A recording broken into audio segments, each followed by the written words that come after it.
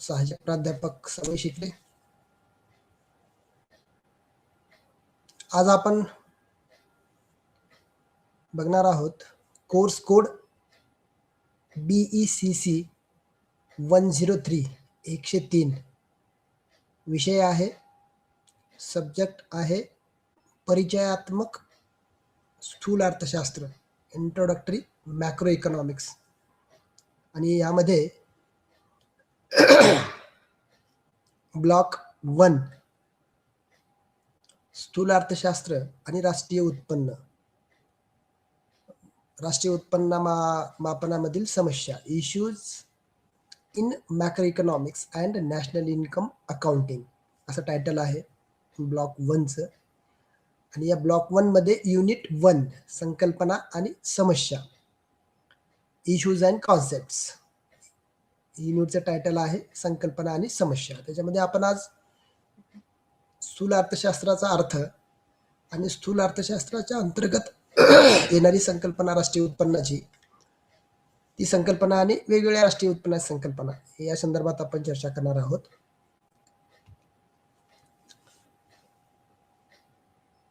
तर स्थूल अर्थशास्त्राच्या संदर्भात चर्चा करत असताना आपल्याला असं म्हणता येईल की 1776 मध्ये ॲडम स्मिथ यांनी राष्ट्राची संपत्ती हा ग्रंथ प्रकाशित केला. निसर्गवादी आणि व्यापारवादी हे जे विचारवंत होते ते आर्थिक विचाराशी असहमती दर्शवित होते.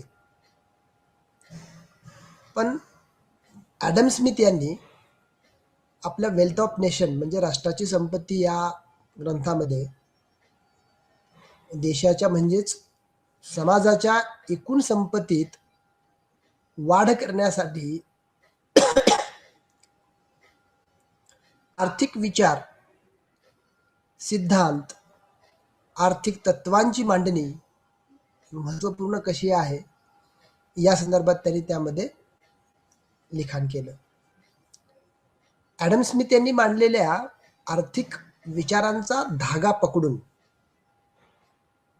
David Ricardo, Thomas Malthus, JS Mill, AC Pigou, JB Say, Irving Fisher यासारख्या विविध अर्थतज्ञांनी आपल्या आर्थिक विचारांची व सिद्धांताची मांडणी करून अर्थशास्त्राच्या कक्षा, अर्थशास्त्रीय चौकट ही रुंदावली. राज्यसंस्थेचा अर्थव्यवस्थेतील किमान हस्तक्षेप आणि कार्यक्षम बाजार यंत्रणा या प्रमुख गृहीतकावर आधारित या अर्थशास्त्रज्ञांनी त्यांच्या आर्थिक तत्वे व सिद्धांताची मांडणी केलेली आपल्याला दिसून येते. ॲडम स्मिथ यांच्या पासून ते JM केन्स म्हणजे 1776 ते 1936 पर्यंत या इथपर्यंतचा कालखंड हा अभिजात अर्थशास्त्रज्ञांचा कालखंड म्हणून ओळखला जातो. आणि या कालावधीतील आर्थिक सिद्धांतांना ढोबळमानाने अभिजात आर्थिक सिद्धांत म्हणूनही ओळखले जाते. अभिजात अर्थशास्त्रज्ञ किंवा अभिजात अर्थशास्त्र ही एक व्यापक अर्थाने वापरली जाणारी संज्ञा असून यामध्ये William Petty, Adam Smith, David Ricardo, Thomas Malthus, JS Mill, AC Pigou, JB Say, Irving Fisher यासारख्या अनेक दिग्गज अर्थशास्त्रज्ञांचा समावेश होतो. आता अर्थशास्त्रामधील मॅक्रोज, स्थूल अर्थशास्त्राविषयी आपण विचार करताना किंवा स्थूल अर्थशास्त्राचा अर्थ लक्षात घेताना इंग्लिशमध्ये मॅक्रो इकॉनॉमिक्स असं म्हटलं जातं. तर मॅक्रोज म्हणजे काय नेमकं? तर मॅक्रोज या ग्रीक शब्दापासून मॅक्रो MACRO या इंग्रजी शब्दाची निर्मिती झाली. मॅक्रोज MACROS, मॅक्रोज या ग्रीक भाषेतील शब्दाचा अर्थ मोठा, विशाल किंवा बृहत असा आहे.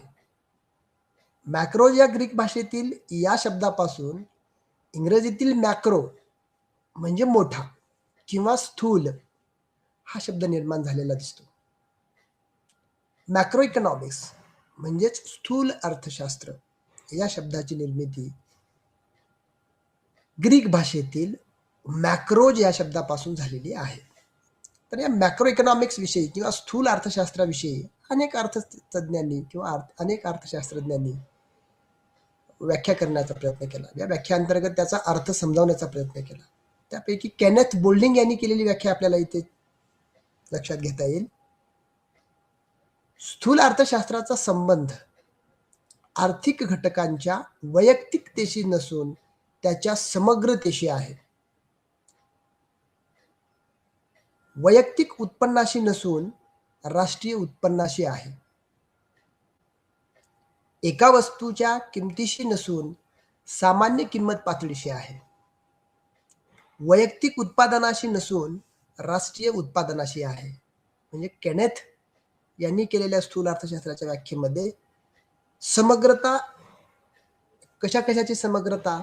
वैयक्तिक उत्पन्न, समग्र उत्पन्न, राष्ट्रीय उत्पन्न, संपूर्ण किंमत पातळी किंवा सामान्य किंमत पातळी, राष्ट्रीय उत्पादन या घटकाशी संबंधित असणारं हे स्थूल अर्थशास्त्र होय, असं केनेथ बोल्डिंग यांनी म्हटलेलं आहे. गार्डनर ऑकले यांनी केलेली व्याख्या त्यांच्या शब्दामध्ये काय आहे? तर स्थूल अर्थशास्त्राचा संबंध अर्थव्यवस्थेच्या उत्पादनाच्या समग्र चलांशी आहे, एकूण चलांशी आहे, टोटल व्हेरिएबल, संसाधनांच्या रोजगाराशी आहे, राष्ट्रीय उत्पन्नाचा आकार व सामान्य किंमत पातळीशी आहे. त्याला आपण स्थूल अर्थशास्त्र म्हणू, असं गार्डनर ऑकले असे म्हणतात. त्याच्यानंतर नेमकं म्हणजे काय? तर आता तुमच्या लक्षात आलं असेल की स्थूल अर्थशास्त्र याचा अर्थ समग्र पातळीचा विचार करणार आहे. एकूण उत्पन्न, राष्ट्रीय उत्पन्न, एकूण उत्पादन, एकूण रोजगार, एकूण किंमत पातळी या सर्वांचा अभ्यास ज्यामध्ये केला जातो किंवा ह्या सर्व घटकांचा विचार ज्या अर्थशास्त्रामध्ये केला जातो त्याला आपण स्थूल अर्थशास्त्र असे म्हणतो. असंच केनेथ बोल्डिंग यांना म्हणायचे, असंच गार्डनर ऑकले यांना म्हणायचे किंवा अन्य अजून अनेक अर्थतज्ञांनी स्थूल अर्थशास्त्राविषयी व्याख्या करण्याचा प्रयत्न केला. त्यांना हाच शब्द, हाच अर्थ अभिप्रेत आहे असं आपल्याला दिसून येतं. तर या स्थूल अर्थशास्त्राअंतर्गत राष्ट्रीय उत्पन्न या संकल्पनेचा विचार केला जातो. राष्ट्रीय उत्पन्नाचा अभ्यास, सखोल अभ्यास केला जातो. तर नेमकं राष्ट्रीय उत्पन्न म्हणजे काय, नॅशनल इन्कम म्हणजे काय? तर या संदर्भात आपल्याला चर्चा करताना असं म्हणता येईल किंवा अशी चर्चा करता येईल की राष्ट्रीय उत्पन्नाच्या संकल्पनेची प्रथम मांडणी कधी झाली? तर 17व्या शतकात सर विल्यम पेटी आणि ग्रेगरी किंग यांनी केली. ग्रेगरी किंग यांना आधुनिक राष्ट्रीय उत्पन्न मापनाचे जनक म्हणूनही ओळखले जाते. अलीकडच्या काळात अमेरिकन अर्थशास्त्रज्ञ प्राध्यापक सायमन कुझनेट्स यांनी राष्ट्रीय उत्पन्न गणनेला अधिक विकसित केले, राष्ट्रीय उत्पन्न मापनाला अधिक विकसित केले. युनो म्हणजे संयुक्त राष्ट्र संघटना, वर्ल्ड बँक, जागतिक बँक, आंतरराष्ट्रीय नाणेनिधी, IMF इत्यादी आंतरराष्ट्रीय संस्थांनी पुढाकार घेऊन आंतरराष्ट्रीय पातळीवर राष्ट्रीय उत्पन्न मापनाच्या एकसमान पद्धतीला विकसित करण्याचा प्रयत्न केला. 1968 मध्ये संयुक्त राष्ट्र संघटनेने राष्ट्रीय उत्पन्न मापक प्रमाणके स्टँडर्ड नॅशनल अकाउंट विकसित केली. 1876 मध्ये पहिल्यांदा सर्वप्रथम दादाभाई नौरोजी यांनी भारतातील राष्ट्रीय उत्पन्न आणि दरडोई उत्पन्न यांची गणना केली. त्यानंतर 1931-32 मध्ये प्राध्यापक VKR पी राव यांनी शास्त्रीय पद्धतीने भारताच्या राष्ट्रीय उत्पन्नाचे मापन केले. राष्ट्रीय उत्पन्न ही एक व्यापक आणि गुंतागुंतीची संकल्पना आहे. देशातील वस्तू आणि सेवांच्या एकूण उत्पादनाचे मोजमाप म्हणजे काय? देशातील वस्तू आणि सेवांच्या एकूण उत्पादनाचे मोजमाप म्हणजे राष्ट्रीय उत्पादन होय. परंतु कोणत्या वस्तू आणि सेवांचा राष्ट्रीय उत्पन्नात समावेश करावा आणि त्याचे अचूक मोजमाप कसे करता येईल, यावरून अनेक अर्थतज्ञांमध्ये मतभेद आहेत. राष्ट्रीय उत्पन्नाची व्याख्या वेगवेगळ्या दृष्टिकोनातून केली जाते. देशातील एकूण वस्तू आणि सेवांच्या उत्पादनांचे मोजमाप करणे किंवा देशातील सर्व उत्पादन घटकांना मिळणाऱ्या उत्पन्नाची एकूण बेरीज करणे अथवा देशातील एकूण खर्चाचे मोजमाप करणे, यापैकी कोणत्याही पद्धतीने राष्ट्रीय उत्पन्न मोजता येईल. कारण एकूण उत्पादन, एकूण उत्पन्न आणि एकूण खर्च या एकाच संकल्पनेच्या विविध बाजू आहेत. थोडक्यात सांगायचे म्हणजे राष्ट्रीय उत्पन्न ही एक अनिश्चित आणि जटिल संकल्पना आहे, गुंतागुंतीची संकल्पना आहे.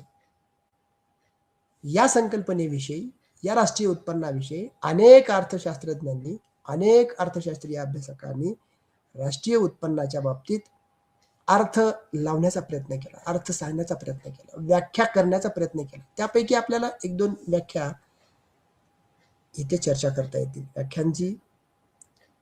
व्याख्यांचा उलगडा इथे आपल्याला करता येईल. अल्फ्रेड मार्शल एक प्रसिद्ध अर्थतज्ञ आहेत. ते काय म्हणतात तर देशातील श्रमिक आणि भांडवली साधने उपलब्ध नैसर्गिक संसाधनांच्या मदतीने, देशातील श्रमिक आणि भांडवली साधने तसेच उपलब्ध नैसर्गिक संसाधनांच्या मदतीने एका वर्षात मूर्त आणि अमूर्त अशा ठराविक वस्तू आणि सेवांचे जे निव्वळ उत्पादन होते तेच खरे राष्ट्रीय उत्पन्न होय, असं मार्शल यांचं म्हणणं आहे. AC पिगू यांचं काय म्हणणं आहे तर राष्ट्रीय उत्पन्न हा देशातील समुदायाने मिळविलेल्या आणि परदेशातून मिळविलेल्या वस्तुनिष्ठ उत्पन्नाचा असा भाग आहे की जो पैशात मोजला जाऊ शकतो, जो पैशात मोजता येतो.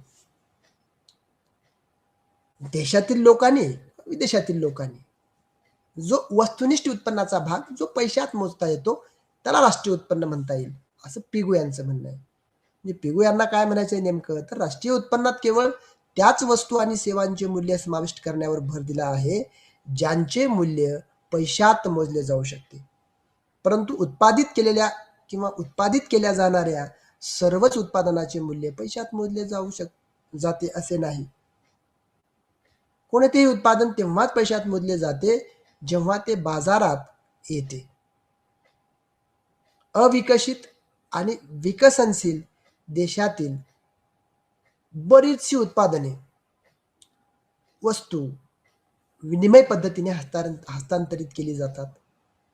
तर पिगू यांच्या व्याख्येनुसार, पिगू यांच्या मतानुसार अशा वस्तूंचा समावेश राष्ट्रीय उत्पन्नात केला जाऊ शकत नाही.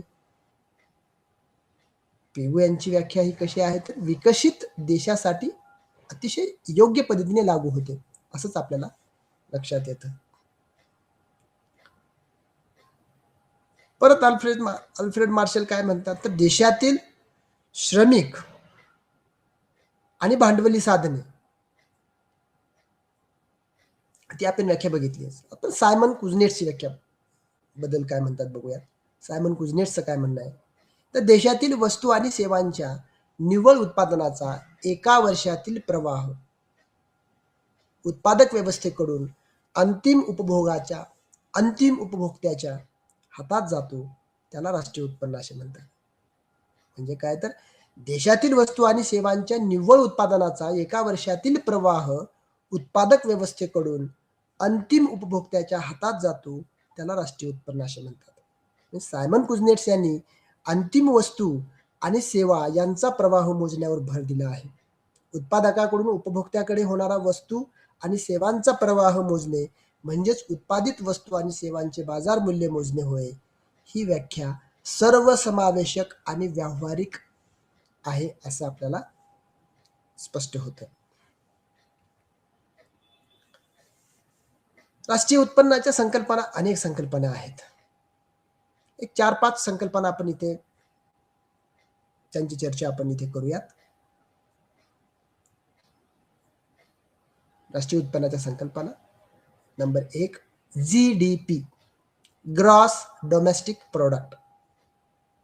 त्याला स्थूल देशांतर्गत उत्पादन. आपण सहज देशाच्या आर्थिक स्थितीचा, आर्थिक विकासाचा आढावा घेताना, देश किती प्रगती करतोय याचा आढावा घेताना अनेक अभ्यासक, अनेक हितचिंतक, अनेक राजकीय पुढारी, नेते तुमच्या जीडीपीचा उल्लेख करतात. जीडीपी म्हणजे नेमकं काय? जीडीपी ही संकल्पना काय आहे? जीडीपी याचा अर्थ, जीडीपीचा आपण ते फॉर्म्युला पण दिलेला आहे. जीडीपी इज इक्वल टू म्हणजे काय? GDP is equal to P1 Q1 plus P2 Q2 plus P3 Q3 plus PN QN. म्हणजे काय? तर जीडीपी म्हणजे एका अर्थव्यवस्थेतील एका आर्थिक वर्षाच्या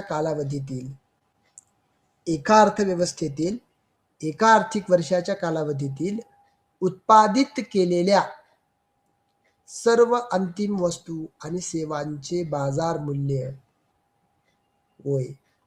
परत एकदा आपण त्याच्यावरती नजर टाकूयात, म्हणजे त्याची चर्चा करूयात. एका अर्थव्यवस्थेतील एका आर्थिक वर्षाच्या कालावधीत उत्पादित केलेल्या सर्व अंतिम वस्तू आणि सेवांचे बाजार मूल्य म्हणजे जीडीपी होय. स्थूल देशांतर्गत उत्पादन होय. जीडीपी हा जीडीपीच्या अनुषंगाने काही बाबी महत्वपूर्ण ठरतात. तर नंबर 1 जीडीपी हा एका आर्थिक वर्षासाठी मोजला जातो. जीडीपी मध्ये एका अर्थव्यवस्थेतील उत्पादित सर्व अंतिम वस्तू आणि सेवा मोजल्या जातात. नंबर 3 एका अर्थव्यवस्थेतील याचा अर्थ त्या अर्थव्यवस्थेतील सर्व उत्पादन घटकाच्या साहाय्याने उत्पादित केलेल्या वस्तू आणि सेवा मोजल्या जातात. यात त्या देशामध्ये राहणारे लोक, सर्व रहिवासी, मग ते परकीय नागरिकही असू शकतात आणि परकीय उद्योग संस्था यांचाही समावेश होऊ शकतो. जीडीपी हा अर्थव्यवस्थेची एकूण उत्पादन क्षमता दर्शवितो. नंबर 4 जीडीपी मध्ये केवळ अंतिम वस्तू आणि सेवांचेच मूल्य एकूण राष्ट्रीय उत्पन्नातून वजा केल्यानंतर निव्वळ राष्ट्रीय उत्पन्न मिळतं. घसारा हा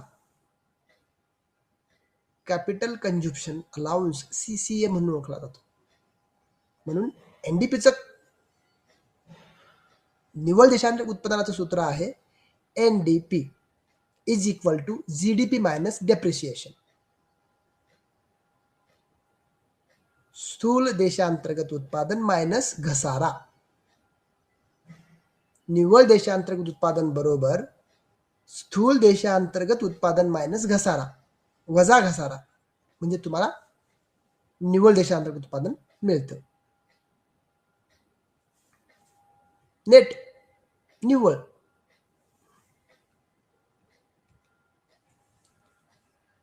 GNP ग्रॉस नॅशनल प्रोडक्ट, स्थूल राष्ट्रीय उत्पादन म्हणजे काय? तर एका आर्थिक वर्षाच्या कालावधीत एका देशाच्या उत्पादन घटकाने उत्पादित केलेल्या सर्व अंतिम वस्तू आणि सेवांच्या मूल्यांची बेरीज म्हणजे स्थूल राष्ट्रीय उत्पादन होय. एका आर्थिक वर्षाच्या कालावधीत एका देशातील उत्पादन घटकाने उत्पादित केलेल्या सर्व अंतिम वस्तू आणि सेवांच्या मूल्यांची बेरीज म्हणजे स्थूल राष्ट्रीय उत्पादन होय. जीडीपी आणि जीएनपी या दोन संकल्पना मधील फरक या ठिकाणी आपल्याला लक्षात घेणं आवश्यक आहे. जीडीपी मध्ये एका देशाच्या भूप्रदेशातील उत्पादित सर्व अंतिम वस्तू आणि सेवांचं मूल्य मोजलं जातं. उत्पादन घटक स्वदेशी आहेत किंवा परकीय आहेत हा भेद जीडीपी मध्ये केला जात नाही. भारतात रहिवासी म्हणून राहणारे परकीय श्रमिक आणि इतर उत्पादन घटक यांच्याकडून केले जाणारे उत्पादन भारताच्या जीडीपी मध्ये मोजले जाते.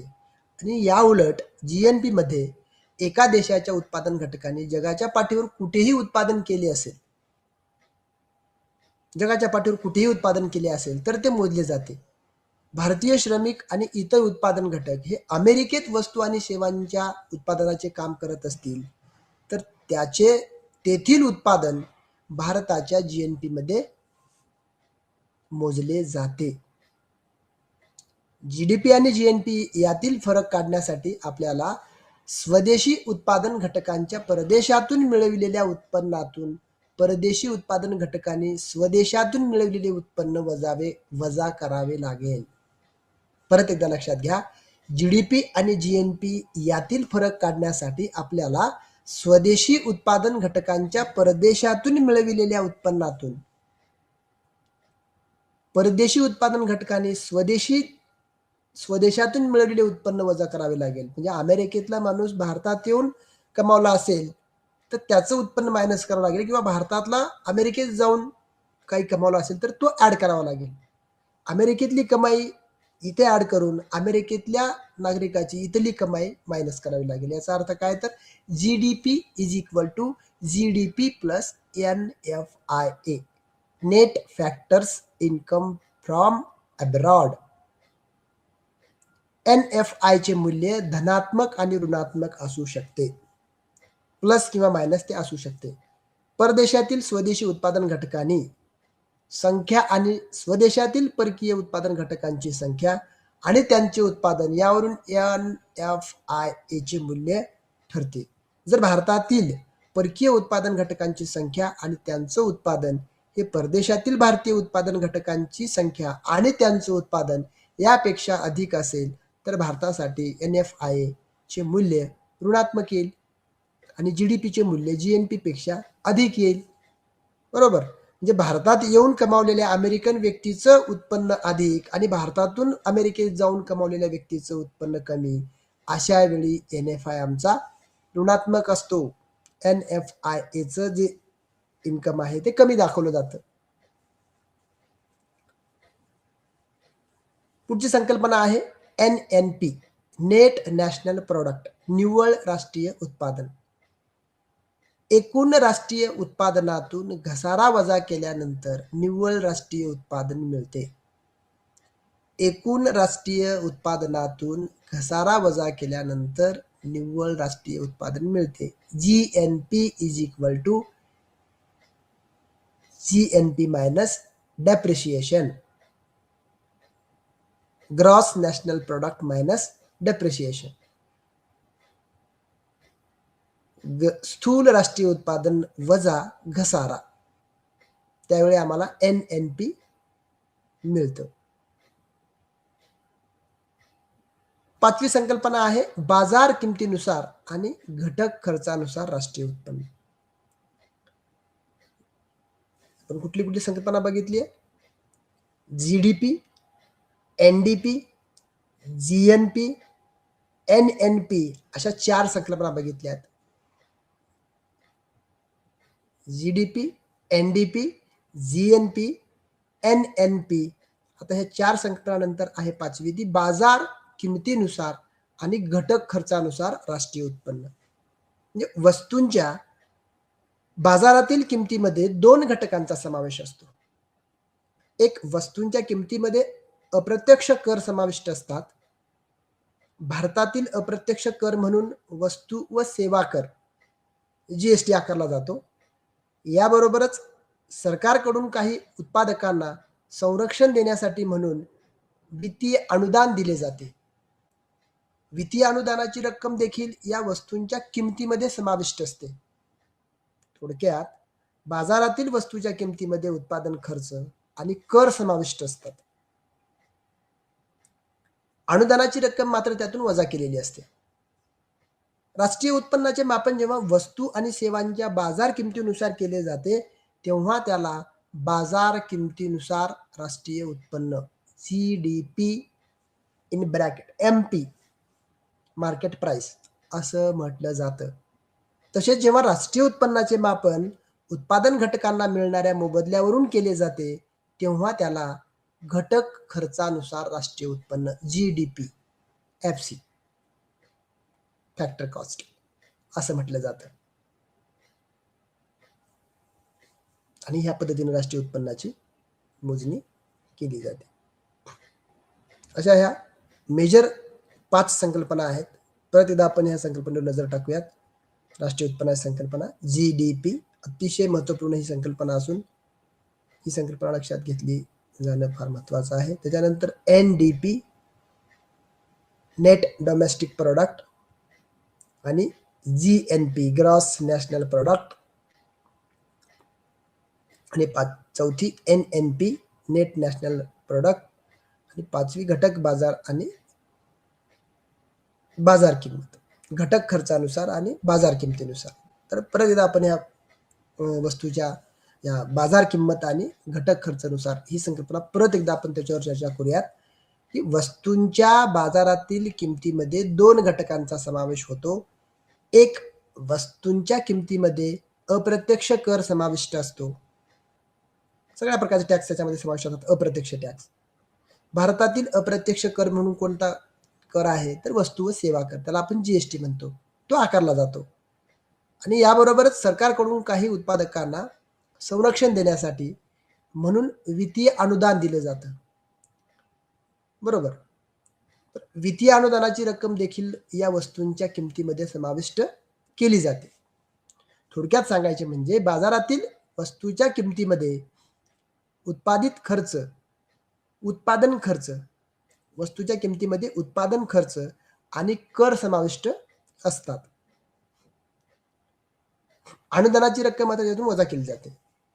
म्हणजे राष्ट्रीय उत्पन्नाचे मापन जेव्हा वस्तू आणि सेवांच्या बाजार किमतीनुसार केलं जातं तेव्हा त्याला बाजार किमतीनुसार म्हटलं जातं, राष्ट्रीय उत्पन्न म्हटलं जातं. आणि तसंच जेव्हा राष्ट्रीय उत्पन्नाचं मापन उत्पादन घटकांना मिळणाऱ्या मोबदल्यावरून केलं जातं तेव्हा त्याला घटक खर्चानुसार राष्ट्रीय उत्पन्न म्हटलं जातं. म्हणजे किती भांडवल लागलं, किती श्रमिक लागले, किती वॉटर लागलं, किती इलेक्ट्रिसिटी लागली, किती श्रमिक लागले, त्याच्यावर किती वेतन खर्च करण्यात आलं, हे उत्पादन घटकाच्या मोबदल्या संदर्भात आपल्याला सांगता येतं.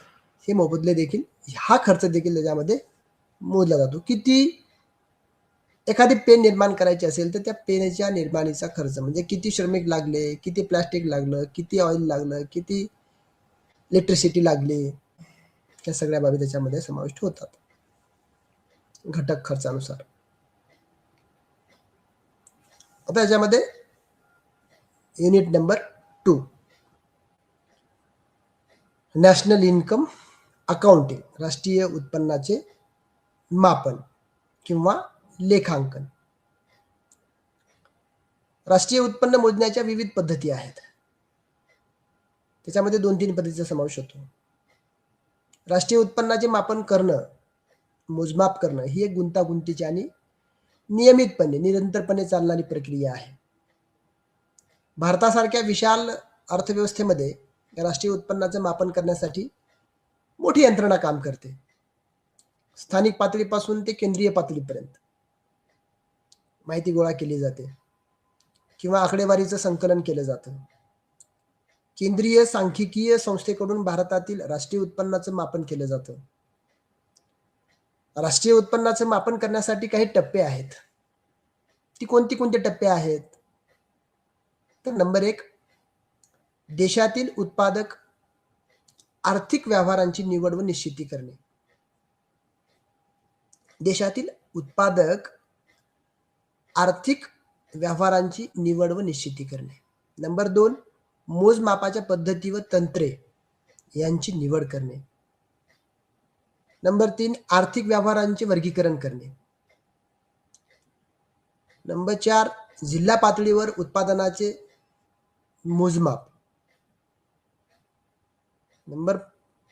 नेक्स्ट राज्य पातळीवरील उत्पादनाचे मापन. नेक्स्ट, राष्ट्रीय पातळीवर उत्पादनाचे मोजमाप. जिल्हा पातळीवर, राज्य पातळीवर, राष्ट्रीय पातळीवर उत्पादनाचं मोजमाप करणं. म्हणजे राष्ट्रीय उत्पन्न मोजमाप किंवा राष्ट्रीय उत्पन्न गणना ही एक गुंतागुंतीची आणि अखंड चालणारी, नियमितपणे चालणारी प्रक्रिया असून एका वर्षाच्या कालावधीतील एकूण उत्पन्नाचे मोजमाप करण्याची संक्षिप्त प्रक्रिया ही आपल्याला ह्या 4-5 मुद्द्यामधून लक्षात येते. 4-5 मुद्दे कुठले तर आपण आताच त्याची चर्चा केली आहे. पहिला मुद्दा काय होता तर देशातील उत्पादक आणि आर्थिक व्यवहाराची निवड, मोजमापाच्या पद्धती आणि तंत्रे. नेक्स्ट, आर्थिक व्यवहाराचं वर्गीकरण जिल्हा पातळीवर, राज्य पातळीवर, राष्ट्रीय पातळीवर. ही सगळी संक्षिप्त प्रक्रिया आहे, पण फार गुंतागुंतीची आहे, व्यापक आहे, अखंडपणे चालणारी ही प्रक्रिया आहे.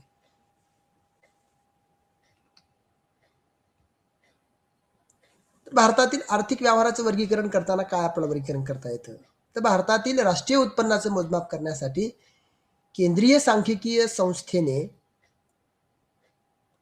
आर्थिक व्यवहारांचं वर्गीकरण आपल्याला काही मुद्द्यांमध्ये स्पष्ट करता येतं, केलेलं वर्गीकरण. तर या वर्गीकरणानुसार संबंधित गटातील किंवा आर्थिक व्यवहाराचं मोजमाप करण्याची जबाबदारी त्या घटकावर किंवा त्या बाबीवर निश्चित करण्यात आलेली आहे.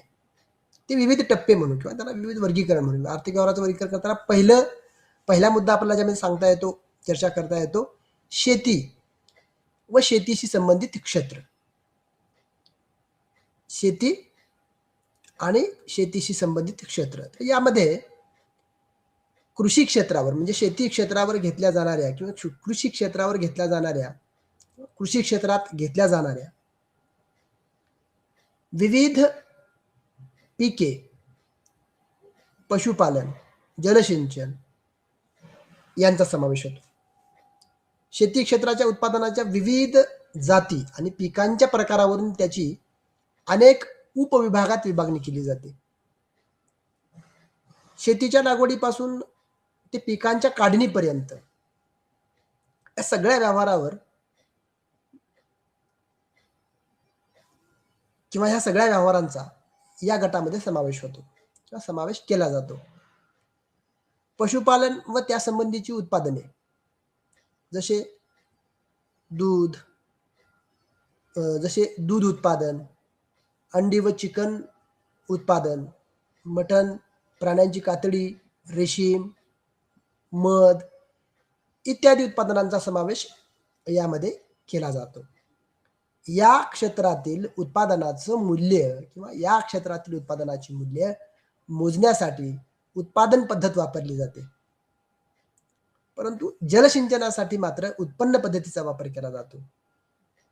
या वर्गातील उत्पादनाचं मोजमाप करण्याची जबाबदारी राज्य सरकारच्या कृषी विभागावर असते.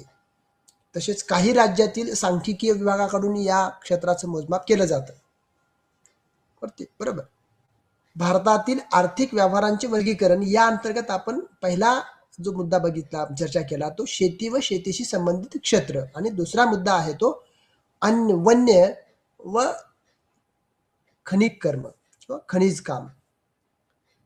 यामध्ये जंगलातून मिळणाऱ्या सर्व प्रकारच्या उत्पादनांचा समावेश होतो, जसे लाकूड, डिंक, लाकडी कोळसा, तेंदूची पाने, लाख, व्यावसायिक व घरगुती वापरासाठी लाकूड, चंदन, जंगलातील औषधी वनस्पती इत्यादी, आणि खाणकामांमध्ये खाणीतून काढल्या जाणाऱ्या सर्व प्रकारच्या खनिज संपत्तीचा समावेश होतो. याबरोबरच या उत्पादनावर केल्या जाणाऱ्या प्रक्रियेचा देखील याच गटामध्ये समावेश होतो. वने व खाणकाम क्षेत्रातील उत्पादनाच्या मोजमापाची जबाबदारी राज्य सरकारच्या मुख्य वन अधिकारी यांच्यावर असते. उत्पादन पद्धतीचा वापर करून या क्षेत्रातील उत्पादनाचं मूल्य मोजलं जातं. तिसरा पॉइंट आहे मासेमारी. आर्थिक व्यवहारांचा हा तिसरा प्रकार आहे. सर्व प्रकारच्या मासेमारी या गटामध्ये समाविष्ट होतो. गोड्या पाण्यातील आणि खाऱ्या पाण्यातील मासेमारी, अंतर्गत आणि खोल समुद्रातील मासेमारी, नदी, नाले, तलाव यातील मासेमारी, व्यावसायिक आणि घरगुती मासेमारी इत्यादींचा समावेश या गटामध्ये होतो. मासेमारी बरोबरच ती खारवणे, वाळविणे, तिचे पॅकेजिंग करून विक्री करणे इत्यादी बाबी यामध्ये समाविष्ट असतात.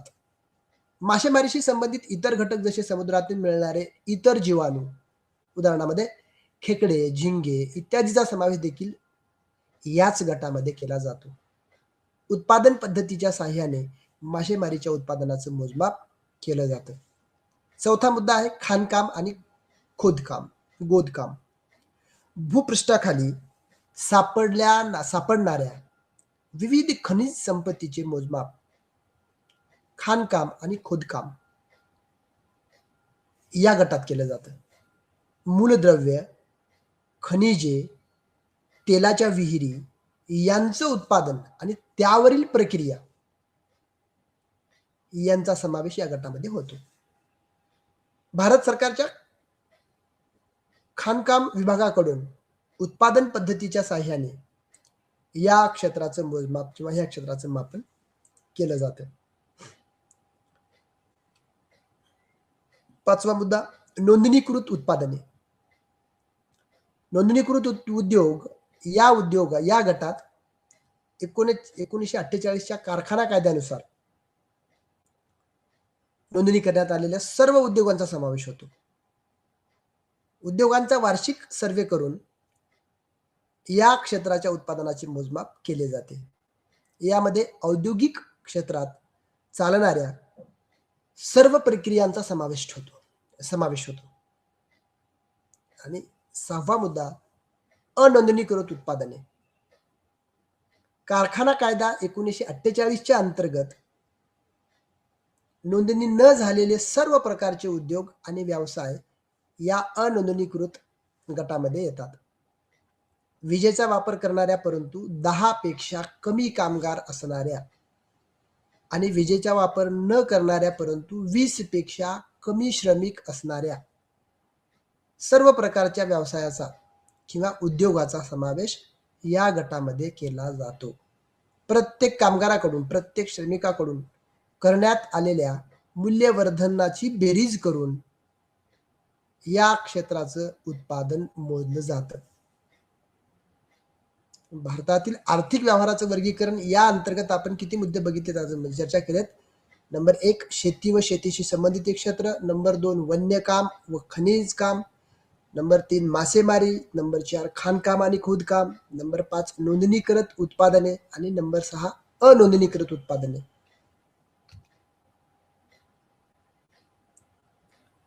सातवा मुद्दा आहे वीज, इंधन आणि पाणी पुरवठा. जे गोबर गॅसची घरगुती आणि व्यावसायिक वापरासाठी निर्मिती आणि वितरण प्रक्रियेचा समावेश इंधन या गटामध्ये होतो. LPG आणि CNG या वायू इंधनाचा समावेश नोंदणीकृत उत्पादने या गटात होत असल्याने त्याचे मोजमाप येथे केले जात नाही. जलसिंचना व्यतिरिक्त केल्या जाणाऱ्या पाणी पुरवठ्याचे मोजमाप पाणी पुरवठा या गटात केलं जातं. उत्पन्न पद्धतीचा वापर करून वीज, इंधन व पाणी पुरवठा या व्यवहारांच्या उत्पादनाचे मोजमाप केलं जातं. प्रत्येक राज्यातील वीज मंडळ, अपारंपरिक ऊर्जा मंडळ आणि खादी ग्रामोद्योग मंडळ यांच्याकडून या क्षेत्रातील उत्पादनाचे मोजमाप केले जाते. आठवा मुद्दा आहे बांधकाम. अर्थव्यवस्थेतील सर्व प्रकारच्या बांधकाम व्यवहारांचा समावेश या बांधकाम गटामध्ये केला जातो.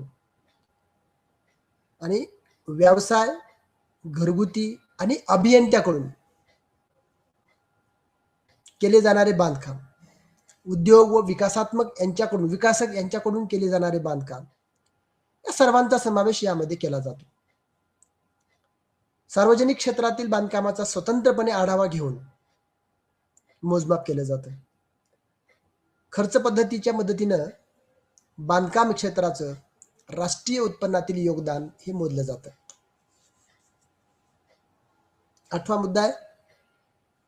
नववा मुद्दा आहे व्यापार, हॉटेल्स आणि रेस्टॉरंट. देशांतर्गत उत्पादित व आयात निर्यात केल्या जाणाऱ्या वस्तूंच्या व्यापाराचा समावेश या गटात केला जातो. खरेदीदार, विक्रेते, मध्यस्थ, लिलाव करणारे इत्यादींच्या व्यापाराचा समावेश यामध्ये होतो. याबरोबरच देशातील सर्व लहान मोठे हॉटेल्स आणि रेस्टॉरंट यांच्याकडून दिल्या जाणाऱ्या सोयी सुविधांचे मोजमाप यामध्ये केले जातात. म्हणजे या क्षेत्राच्या योगदानाच्या मोजमापाची जबाबदारी राज्यांवर असते.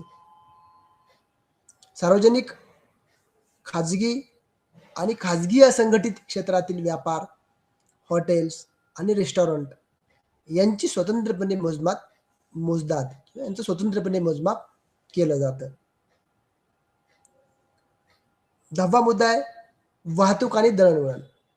देशातील रेल्वे वाहतूक, रस्ते वाहतूक, जलवाहतूक या सर्व वाहतुकीचा समावेश या वाहतूक आणि दळणवळण गटामध्ये होतो. तसंच साठवणूक, पोस्ट आणि टेलिफोनद्वारे होणारे दळणवळण, देशांतर्गत व आंतरराष्ट्रीय पातळीवरील दळणवळण याचाही समावेश याच गटात केला जातो. केंद्रीय सांख्यिकीय संघटनेकडून याचं मोजमाप केलं जातं. 11वा मुद्दा आहे जंगम मालमत्ता विषयक व्यावसायिक आणि वैधानिक सेवा. जंगम मालमत्ता विषयक व्यावसायिक आणि वैधानिक सेवा म्हणजे यामध्ये जंगम मालमत्तेच्या खरेदी विक्रीचे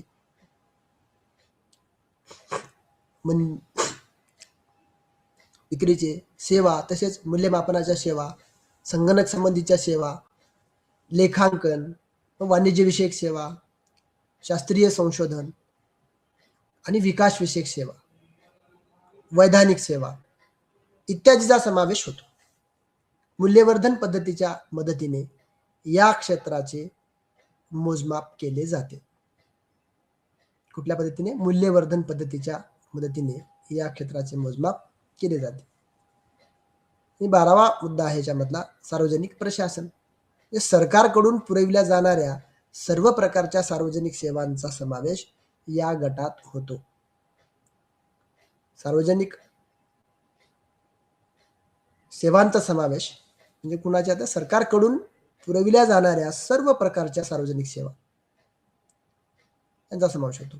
स्थानिक सरकार, राज्य सरकार, केंद्र सरकार म्हणजे ह्या सरकारांकडून राबविण्यात येणारे सार्वजनिक प्रशासन यामध्ये समावेश असतं. प्रत्येक सरकारच्या स्वतंत्र सेवा असल्याने उत्पन्न पद्धतीचा वापर करून त्या सेवांचे मूल्य मोजले जाते. तसेच काही सेवा संयुक्त असतात.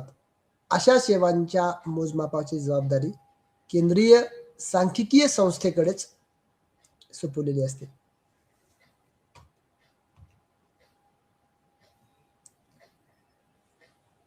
तर असे 12 गटामध्ये देशातील आर्थिक व्यवहाराचे वर्गीकरण केलेले आहे. ते आपण 12 मुद्दे चर्चिलेले आहेत. आता प्रॉपर राष्ट्रीय उत्पन्न मोजण्याच्या पद्धतीकडे आपण वळूयात. राष्ट्रीय उत्पन्न ही एक प्रवाही संकल्पना आहे. राष्ट्रीय उत्पन्नाचा प्रवाह उत्पादन, उत्पन्न आणि खर्च या आर्थिक व्यवहारांमध्ये चक्राकार पद्धतीने फिरत असतो. अर्थव्यवस्थेतील एकूण वस्तू आणि सेवांचे उत्पादन करण्यासाठी उत्पादकांना उत्पादन घटकांचे मोबदले द्यावे लागतात. उत्पादन घटकांच्या मोबदल्याची बेरीज म्हणून किंवा बेरीज म्हणजे एकूण उत्पन्न, उत्पादन घटकांच्या मोबदल्याची बेरीज म्हणजे एकूण उत्पन्न. प्रत्येक उत्पादन घटकांना मिळणारा मोबदला त्याच्या सीमांत उत्पादकता एवढा असल्याने एकूण उत्पादनाचे मूल्य आणि उत्पादन घटकांना मिळणाऱ्या मोबदल्याचे मूल्य एक समान असते. उत्पादन घटकांचा पुरवठा देशातील कुटुंब संस्था आणि व्यक्ती यांच्याकडून केला जातो. त्यांना उत्पादक सेवांच्या बदल्यात उत्पन्न मिळतं. त्या उत्पन्नातील मोठा हिस्सा उपभोगावर खर्च होतो आणि काही हिस्सा बचतीच्या रूपाने शिल्लक राहतो. अर्थव्यवस्थेत एकूण बचत बरोबर एकूण गुंतवणूक असते. गुंतवणूक म्हणजे काय? तर गुंतवणूक म्हणजे भांडवली वस्तूची खरेदी होय. म्हणजेच अर्थव्यवस्थेतील एकूण उपभोग्य वस्तूवरील खर्च आणि एकूण भांडवली वस्तूवरील खर्च याची बेरीज करून आपणास एकूण खर्च काढता येतो. थोडक्यात काय तर एकूण उत्पादन, एकूण उत्पन्न आणि एकूण खर्च या राष्ट्रीय उत्पन्नाचे वेगवेगळे दृष्टिकोन आहेत. त्यामुळे या तीनपैकी कोणत्याही दृष्टिकोनातून राष्ट्रीय उत्पन्नाचं मोजमाप केलं तरी ते एकसमान येतं. अर्थव्यवस्थेतील व्यावसायिक स्थिती, माहितीची उपलब्धता याच्यावरून कोणत्या दृष्टिकोनाचा उपयोग करायचा याचा निर्णय त्या त्या देशातील राष्ट्रीय उत्पन्न मोजणाऱ्या संस्थेकडून घेतला जातो.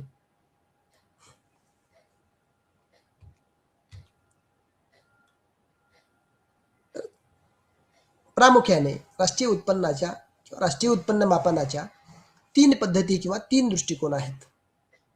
पहिला दृष्टिकोन आहे उत्पादन पद्धत, दुसरा दृष्टिकोन आहे किंवा दुसरी पद्धत आहे उत्पन्न पद्धत आणि तिसरी पद्धत आहे ते खर्च पद्धत.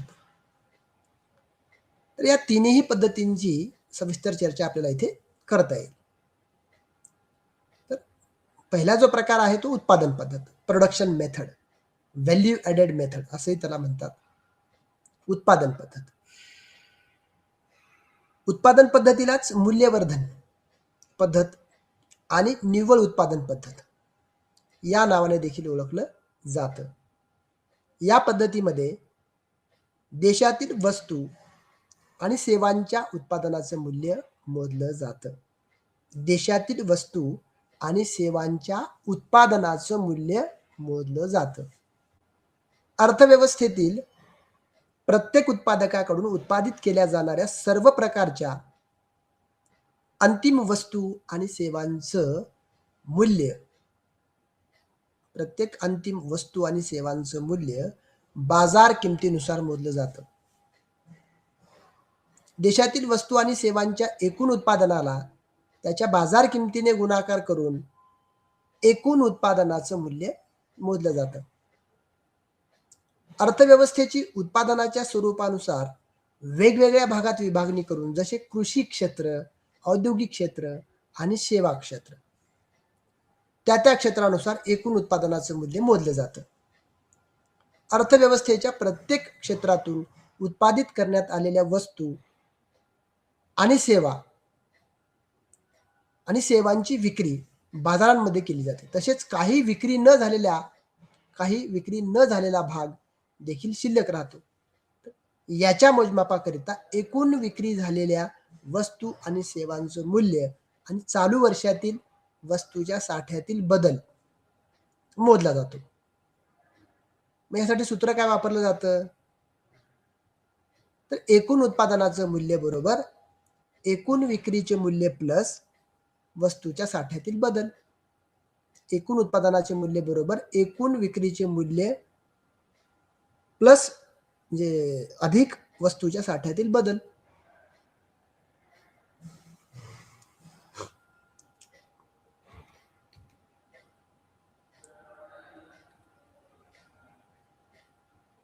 दुसरी पद्धत आहे इन्कम मेथड, उत्पन्न पद्धती, फायनल डिस्ट्रीब्युटेड शेअर मेथड असंही तिला म्हटलं जातं. इन्कम मेथड किंवा फायनल डिस्ट्रीब्युटेड शेअर मेथड म्हणजे उत्पन्न पद्धतीलाच वितरित भाग पद्धत किंवा घटक उत्पन्न पद्धत असंही म्हणून लक्षात घेतलं जातं. या पद्धतीमध्ये वितरणाच्या टप्प्यावर राष्ट्रीय उत्पन्नाचं मापन केलं जातं.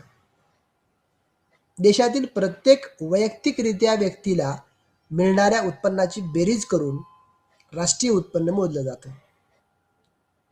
उत्पन्न पद्धतीमध्ये उत्पादन घटकांना उत्पादन सेवांच्या बदल्यात मिळणाऱ्या मोबदल्याची म्हणजेच घटक उत्पन्नाची बेरीज केली जाते. उत्पादन घटकाला खंड किंवा भाडं मिळतं, श्रमाला वेतन मिळतं, भांडवलाला व्याज मिळतो आणि संयोजकाला किंवा व्यावसायिकाला नफा मिळतो. खंड, वेतन, व्याज आणि नफा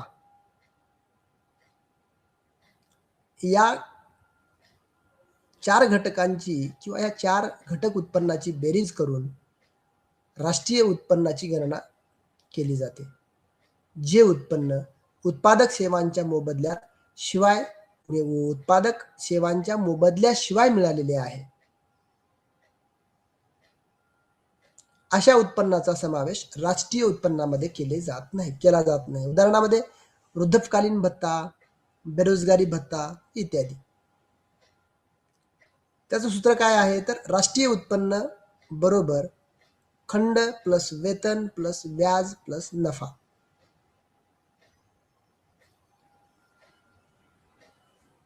national income is equal to rent plus wage plus interest plus profit. या उत्पन्न पद्धतीमधले टप्पे काय आहेत? पहिला टप्पा आहे उत्पादक व्यवसायाची निश्चिती आणि वर्गीकरण. दुसरा टप्पा आहे उत्पादन घटकांच्या उत्पन्नाचे वर्गीकरण. कसे वर्गीकरण तर पहिला वर्गीकरण करता येईल वेतन व भत्ते, दुसरं वर्गीकरण करता येईल खंड, तिसरं करता येईल खंड, भाडं आणि स्वामित्व हक्क, रॉयल्टी. बरोबर. पहिलं वर्गीकरण काय करता येईल? उत्पादन घटकांच्या उत्पन्नाचे वर्गीकरण करताना वेतन व भत्ते, दुसरं खंड, भाडं आणि स्वामित्व हक्क, ज्याला आपण रॉयल्टी म्हणतो, आणि तिसरं वर्गीकरण आहे व्याज, आणि चौथं नफा, आणि पाचवं मिश्र उत्पन्न, आणि तिसरा टप्पा आहे घटक उत्पन्नाचे मापन, आणि चौथा टप्पा आहे घटक उत्पन्नाचे एकत्रीकरण, आणि पाचवा टप्पा परदेशातून मिळणाऱ्या निव्वळ घटक उत्पन्नाचे मापन.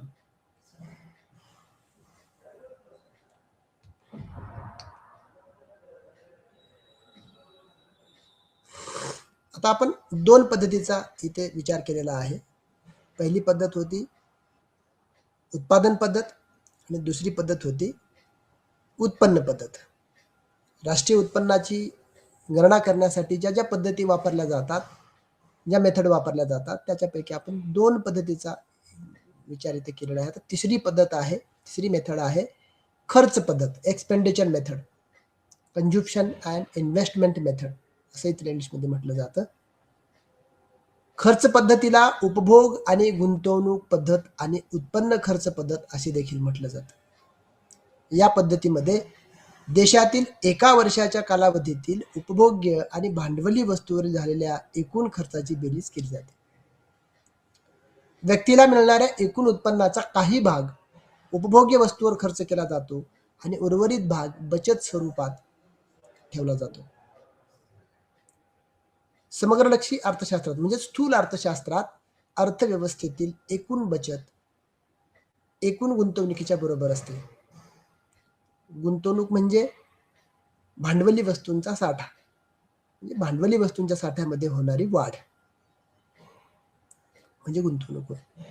एका वर्षाच्या कालावधीत भांडवली वस्तूंच्या साठ्यातून होणारी वाढ, भांडवली साठ्यात होणारी वाढ म्हणजे एकूण भांडवली वस्तूच्या खरेदीवर झालेला खर्च होय. थोडक्यात एका आर्थिक वर्षातील उपभोग्य आणि भांडवली वस्तूंच्या खरेदीवर झालेल्या खर्चाचे मोजमाप करून राष्ट्रीय उत्पन्न मोजलं जातं. उपभोग्य आणि भांडवली वस्तूवर खर्च करणं म्हणजे खर्च कोण करतं, या अनुषंगाने आपणास त्याची वर्गवारी 4 गटात करता येते. व्यक्ती आणि कुटुंब संस्था, नंबर 2 उद्योजक आणि व्यावसायिक यांच्याकडून उपभोग्य आणि भांडवली वस्तूवर केला जाणारा खर्च, तसेच सरकारकडून केला जाणारा उपभोग्य आणि भांडवली वस्तूवरील खर्च, तसेच परकीय देशाकडून स्वदेशी वस्तूंवर केला जाणारा खर्च, याचं एकत्रित मोजमाप करून किंवा याची एकत्रित गणना करून खर्च पद्धतीनुसार राष्ट्रीय उत्पन्न मोजलं जातं.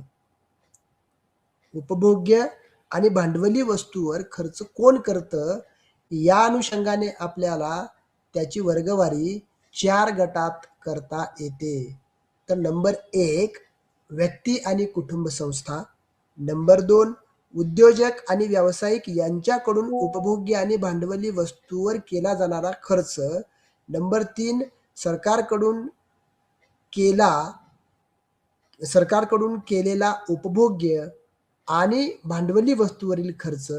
आणि तसेच परकीय देशांकडून, चौथा, परकीय देशांकडून स्वदेशी वस्तूवर केलेला किंवा केला जाणारा खर्च. परकीय देशाकडून स्वदेशी वस्तूंवर केला जाणारा खर्च याची एकत्रित बेरीज करून खर्च पद्धतीनुसार राष्ट्रीय उत्पन्न मोजलं जातं. खर्च पद्धतीनुसार राष्ट्रीय उत्पन्नाची मोजणी करतानाचं जे सूत्र आहे त्याच्यामध्ये राष्ट्रीय उत्पन्न, national income is equal to C plus I plus G plus N X. National income is equal to C plus I plus G plus N X असं सूत्र वापरलं जातं. तर या खर्चामध्ये प्रमुख खर्चात कुठले प्रकार किती आहेत? तर नंबर 1, अंतिम खाजगी उपभोग खर्च, त्याला सी म्हणतो आपण. सीचा अर्थ काय? तर अंतिम खाजगी उपभोग खर्च. आय याचा अर्थ अंतिम खाजगी गुंतवणूक आणि जी याचा अर्थ अंतिम सरकारी उपभोग आणि गुंतवणूक खर्च. बरोबर. राष्ट्रीय उत्पन्नाच्या सूत्रामध्ये जी या अक्षराने हा खर्च दर्शविला जातो. G is equal to G C plus G I. एका आर्थिक वर्षाच्या कालावधीत सरकारकडून केल्या जाणाऱ्या उपभोग्य आणि भांडवली खर्चाचा समावेश यामध्ये होतो. आणि चौथा जो भाग आहे तो एन एक्स. एन एक्स याचा अर्थ निव्वळ निर्यात, नेट एक्सपोर्ट. निव्वळ निर्यात, एकूण निर्यातीमधून एकूण आयातीची वजाबाकी करून ही बाब काढली जाते. निव्वळ निर्यातीचे मूल्य धनात्मक किंवा ऋणात्मक असू शकतं. असे एकूण हे खर्चाचे 4 प्रकार. C plus I plus G plus N X. बरोबर. एन एक्स याचा अर्थ नेट एक्सपोर्ट, जी याचा अर्थ government expenditure, government investment. I याचा अर्थ अंतिम खाजगी गुंतवणूक खर्च. अशा पद्धतीने मित्रांनो आपला आज इथे युनिट 1 आणि युनिट 2, युनिट 1 आणि 2 संपलेले आहेत. राष्ट्रीय उत्पन्नाची संकल्पना, राष्ट्रीय उत्पन्नाच्या मोजण्याच्या पद्धती इथे आपण सविस्तरपणे चर्चिलेल्या आहेत. तर नेक्स्ट व्हिडिओमध्ये किंवा नेक्स्ट तासामध्ये आपण नेक्स्ट युनिटची चर्चा करूयात. आता इथेच थांबूयात. धन्यवाद.